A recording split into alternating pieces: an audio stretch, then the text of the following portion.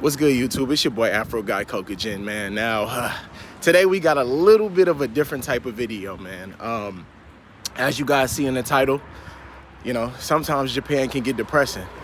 I hate to say it, but it is what it is. Now, I will say this, right? Japan is considered to be one of the best countries in the world, one of the most safest places, one of the most peaceful. I mean, people almost consider it like a perfect place, right? Almost like this utopia. But even in the best places in the world, there's goods and there's negatives, or there's good and there's bad. Now, I just wanted to talk about kind of like some of the somewhat negative experiences that I've had in Japan, right? Or, just as a foreigner, right?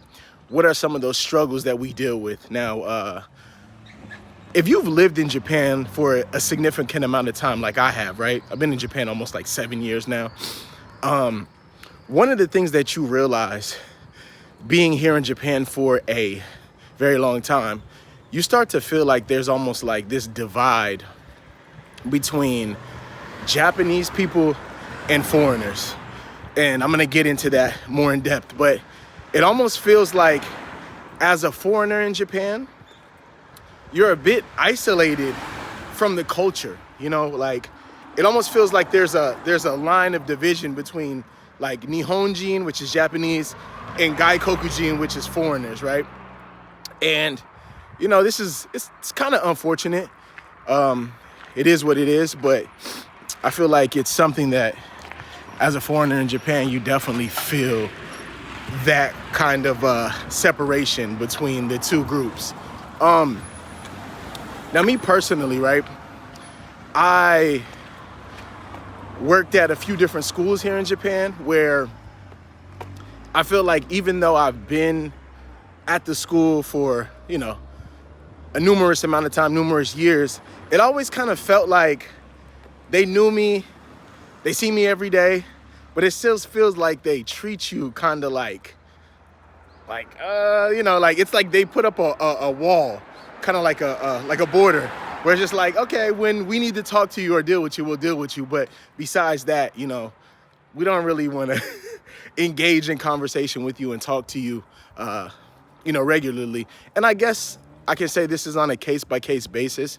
There have been, jobs that I've had in Japan where the people were enthusiastic and more than eager to talk to me. So I think that's just one of the things that, you deal with on a case-by-case basis. Sometimes you'll feel like that border or that wall from Japanese people. And then sometimes you feel like there's some Japanese people that go out of their way to try to get to know you and try to talk to you. So, that's a beautiful thing in itself as well. I think something that I realized about being in Japan for a long amount of time is mental health. Mental health is a serious issue here, and it seems like a lot of Japanese people struggle with mental health in general, right? And I say that because as beautiful as Japan is, as beautiful as it is, right? You tend to hear a lot of stories about the forest in Japan where people unalive themselves. And Japan also has one of the highest rates for people unaliving themselves, especially for women. It's a very high rate for women. So I think that's one of the things that I recognize being here is just like mental health. Like Japanese people don't tend to talk so much about their feelings and things that they're going through. Japan, they have this phrase where they just say ganbatte, ganbatte, ganbatte, ganbatte. And ganbatte basically means just, fight through it. Fight, keep going, right? And, as I do agree with this, sometimes you got to be optimistic and stay positive and just work through whatever situation it is that you're dealing with. You can't always just ganbatte everything, Sometimes you do need to get help for your mental health. Sometimes you need to talk to people. Sometimes you need to reach out for professional help, and there's nothing wrong with that, you know. I think Japanese people kind of just feel like it is what it is, shogunai. You know, things get difficult and you just got to push through it, which is true, but there's nothing wrong with getting help for your mental health, especially if you need it. I'm a big advocate on that. So that's just some of the things that I realized being here in Japan as well. And I think what foreigners tend to struggle with is when I said before, there's like this line of division between Japanese people and foreigners. A lot of foreigners find themselves here in Japan feeling isolated, feeling lonely. You have to remember, you're thousands and thousands and thousands of miles away from your family, your friends, you know, your comfort zone, your home. And this might lead you to feel like you don't have anybody to talk to when situations in Japan get rough, when life gets difficult. You feel like you don't have anybody to converse with or talk to. And that leads to people feeling even more lonely or lonelier. And, you know, it's unfortunate, man. You know, I wish Japan was a more welcoming culture to foreigners. Feels like people here are a little bit xenophobic, a little bit scared of foreigners. Not everybody, but it does feel like some people are definitely hesitant to, you know, converse and talk with foreigners. And I'm not mad at that, because at the end of the day, this is their country. This is their home. We are guests and visitors in their country. So we have to respect it and just accept it for being what it is. Now, I'm trying to figure out which way I'm gonna go. So yeah, me personally, myself, being in Japan for a long period of time, I even felt myself, and I think a lot of foreigners go through this situation. When you're in Japan for an extended amount of time, you find yourself almost in this position where it's like you feel like you begin to feel depressed, right? And I think that's because, like I said, you're away from family, you're away from friends. You don't feel like you have your support group or your comfort zone. You're out of your comfort zone, to be honest with you. And I think this leads to people feeling like the impact of the situation of being abroad and being in a different place with a different culture, with different language, it becomes a little bit overwhelming. And people find themselves like having a hard time dealing with it, because as much as you may love Japan, as much as you may love anime, as much as you may love video games, Japan is not a big anime. It's not a big video game. It's a real place. It's a real country. People deal with real life problems, and it's just like any other place in the world, you know? It's just Japan.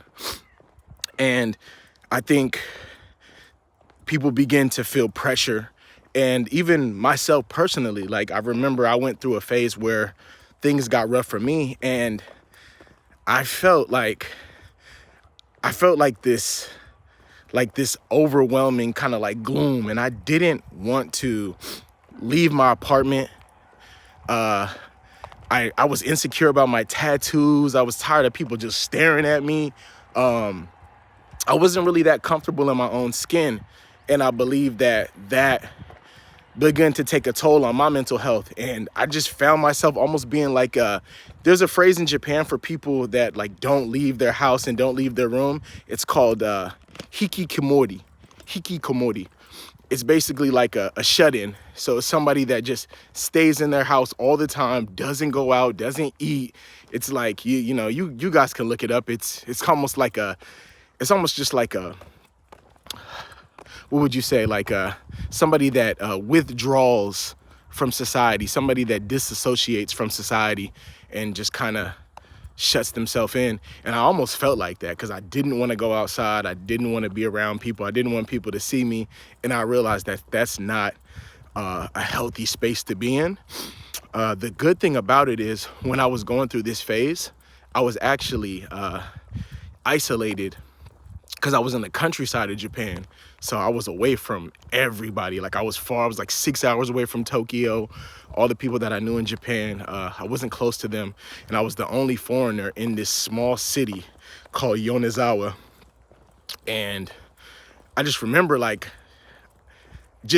felt like all I had was myself. And of course, I have an amazing family, amazing friends, great support system. But in real time, I didn't feel like I had anybody there with me, right? And I remember I was just feeling the stress and the pressure, and I was feeling really depressed. But the beautiful thing about that was having all this time to myself. I was able to think. I was able to think about life. I was able to think about my goals. I was able to think about, the next step, the next chapter. And I was able to figure out who I am. And I think that was the most important thing, figuring out who you are, self-reflection, finding yourself. And I think that was the most beautiful thing in the midst of the whole situation, was being able to figure out who I was and find out what it was in this life that I want to accomplish, right? And, I became woke in that stage of my life. And as dark as it was, I was able to find the light. As I said before, a good friend of mine always told me, you got to find the beauty in the ugliest things. And I felt like that was one of those situations, because I was going through some dark times, but I found the light and I was able to find myself. So that was a blessing in disguise. But I think most importantly, a lot of foreigners just go through that kind of phase in Japan where they're just feeling alone and they're feeling isolated. And, I realized that even if you speak Japanese fluently, even if you are accustomed and familiar with the culture and a lot of things about Japan, as good as you may speak Japanese people will still never consider you Japanese, even if you're fluent. Trust me, doesn't matter how good your Japanese proficiency test is, they're still not going to consider you Japanese. And there's nothing wrong with that. As I said in my last video, you got to embrace being a foreigner. You got to just embrace being different. And I think once you do that, you'll flourish in Japan. And that's something that I had to accept and, just embrace.